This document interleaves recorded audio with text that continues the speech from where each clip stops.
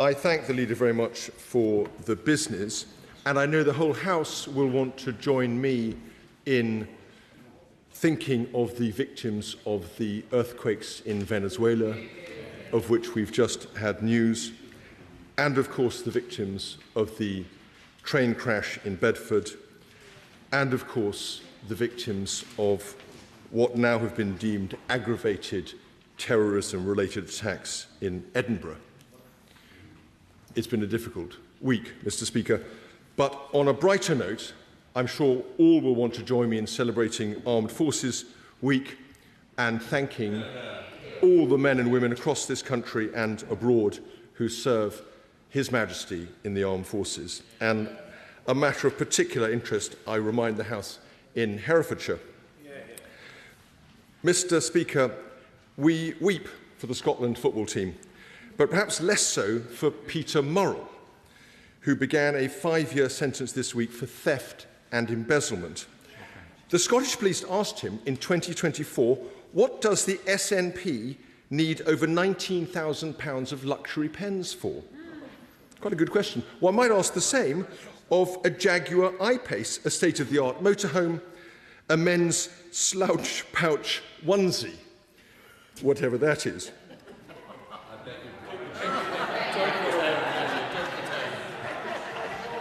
I'm not looking for guidance from the chair on this matter.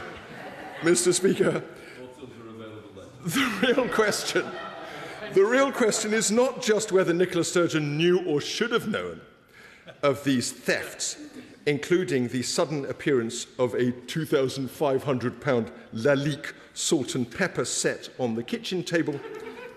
It's about the culture and probity of a Scottish government that still refuses to appoint a KC to lead an independent inquiry. And while we're on the topic of vehicles, Mr. Speaker, the leader of Reform UK has publicly reserved the right to spend the £5 million donation, definitely not related to politics, from his Thailand-based crypto billionaire on Ferraris if he wishes. It appears that none of that money has been spent on personal security from what he said, and he's now been referred to the Financial Conduct Authority alongside the current investigation by the Commissioner on Standards. And so to the government. Mr. Speaker, I know the House will share my sadness at the tragic decision by the leader not to stand in the Labour leadership election, resulting in a coronation, alas, of the member for Makerfield. And I'm sad to say the rather tawdry sides of Cabinet Ministers trailing their coats. Once again, we can only regret that decision not to throw his hat into the ring. But I simply ask, what is the government's policy on the Defence Investment Plan? The Prime Minister wants to publish it now, his successor wants a delay, but a Defence Investment Plan that may be reopened within weeks is not a plan. It is a hanging IOU with a NATO deadline attached. Mr. Speaker, I turn now to a matter of the greatest sensitivity, the case of Lucy Letby, members of whose family are my constituents. It is essential to respect the independence of the judiciary in this matter. Nor, crucially, must we ever lose sight of the suffering of the families whose babies died or were gravely injured. But I believe there is also a proper public concern here as to the security of the verdict. Since the convictions, a number of serious and reputable people have raised concerns about the expert scientific and statistical evidence in this case, both the evidence presented to the jury and the evidence that the jury never saw. Those concerns come from neonatologists, pathologists, statisticians, and most recently from Dame Sue Black, one of the country's most distinguished forensic scientists. Like me, Dame Sue makes no claim as to whether Lucy Letby is innocent or guilty. But she has said in measured terms that she is troubled by the conviction and by the apparent lack of forensic evidence. When someone of her public scientific standing speaks in these terms, I do not think the issue she raises can be properly avoided. Her and other expert concerns raise profound questions as to the fairness of the trial and indeed about the status of the evidential test used by the CCRC in considering whether to reopen it. I remind the House that there were no witnesses, no CCTV footage, no forensic evidence, and no confession in this case. Everything, therefore, depended on the testimony of experts. But when it came to the defence, in the words of Dame Sue Black, there were no medical or statistical experts put forward at all. I'd also highlight that Lucy Letby had had a prior complaint against the consultants in the hospital. This was upheld after a detailed investigation and report, which found there was absolutely nothing to prevent her returning to work and that the doctors had bullied and harassed her. This evidence, too, was never heard by the jury. The Thirlwall Inquiry into the Countess of Chester Hospital has yet to publish its final report, despite many delays.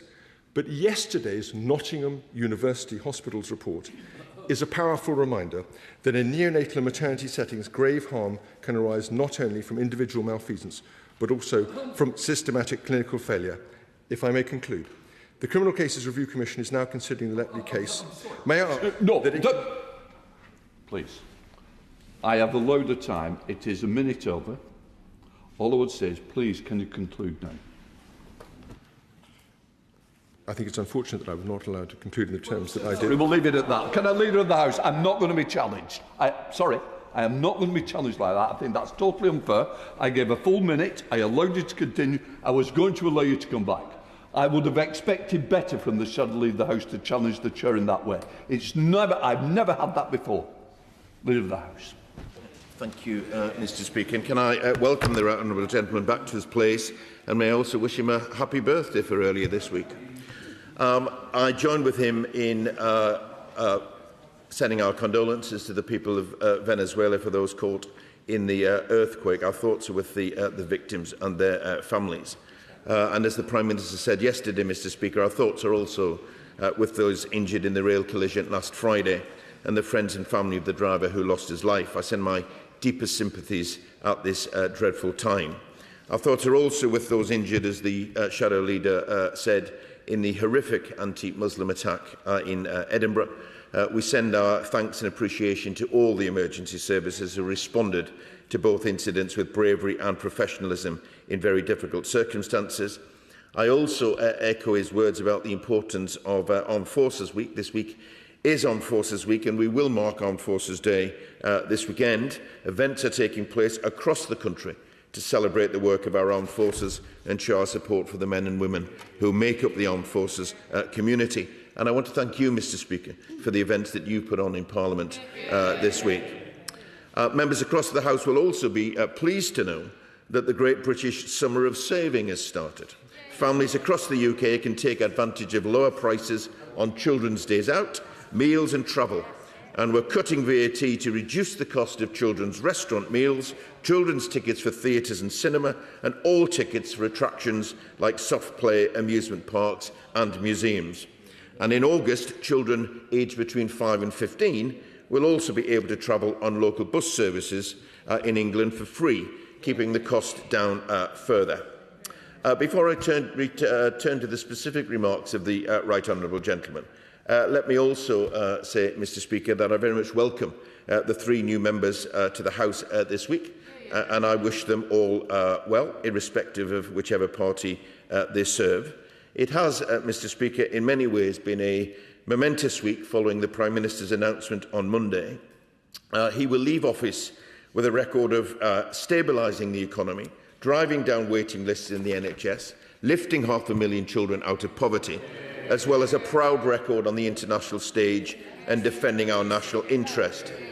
Mr. Speaker, standing for election and representing your community and your country is the essence of politics, and we would do well to remember that regardless of party affiliation, at the heart of this are human beings for whom toxic political discourse only makes their job harder, and it can take a toll on them and their families. And I hope that we all bear that in mind, Mr. Speaker, and recognise that the onus is on all of us to moderate political discourse and ensure that it does not cross the line into abuse or intimidation. And reflecting on that, Mr. Speaker, reflecting on Prime Minister's questions yesterday, made me even more grateful for the tone of the Shadow Leader of the House, who during these sessions, despite our party political differences, we share good-natured exchanges, for which I thank him. It's an old habit of it's a habit of an old chief whip, or an old habit of a chief whip. that while exchanges are taking place in Prime Minister's questions, I do tend to watch the faces of the party opposite, and including the right honourable gentleman. And I think I'm safe in saying that staring at the ground or looking at your phone is one way of demonstrating that you're not very happy with the tone which has been set by the leader of their party. On the remarks that he made, in particular of Peter Murray, as the Prime Minister made clear, the SNP should step up, Mr Speaker, to the mark and address this matter, but so should the necessary appropriate authorities where that work needs to be done. And similarly, with regard to the leader of Reform, I expect that he will be held to account, and his account of what the £5 million was all about will be tested, because I suspect it doesn't really hold water. In terms of the Defence Investment Plan, it will be published, as the Prime Minister has said, before the NATO summit, and I would expect that a statement will be made to the House once it is published. But let me reassure the House, Mr Speaker, that this Prime Minister and any future Labour Prime Minister will be absolutely committed to the defence of our country and finding the money to pay for it. In terms of Lucy Letby, the Right Honourable Gentleman does raise a serious matter, and I know it is of concern, not just on his side of the House, but on our side of the House too. And it is important that that decision was sound and safe, and therefore I will raise it with ministerial colleagues, and should he wish to express his concern directly to ministerial colleagues, I'll arrange that for him too.